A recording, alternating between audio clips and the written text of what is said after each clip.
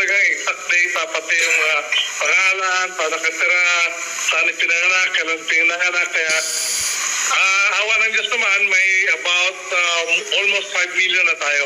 Opo. Dito ba sa registration nito? Oo.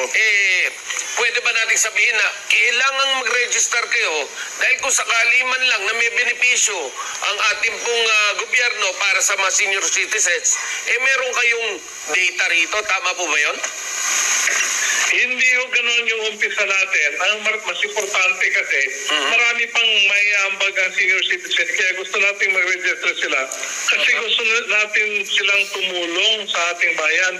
Siyempre, So it's the other way around. But of course, nasa edad na rin tayo at kung may mga pangangailangan, hindi na po mahirap mag-determine.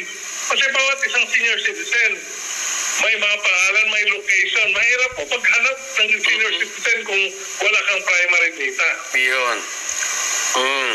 So, with that, nakikita po kasi natin dito yung yung mga Sa ngayon, dahil gusto nating magkaroon talaga ng accurate na primary data, gusto natin ang lahat na senior citizen isa-isa mag-online register kasi hindi lang numero ang gusto natin, kundi talaga exact data, pati yung pangalan, paano nakatira, saan pinanganak, kailan pinanganak. Kaya awa ng Diyos naman, may about almost 5 million na tayo.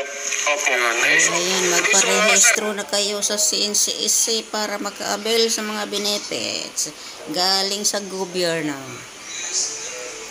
Yung hindi pa nakapagrehistro, yun ang magpa-register sa online. Online registration, madali lang yan. At yung nakapagrehistro na, wag na magrehistro. Hindi pwede pa ulit-ulit ang rehistro. Yun lang bagong mga naging senior. Dito na lang at thank you for watching. And don't forget to like and subscribe my channel. Share and comment. Thank you.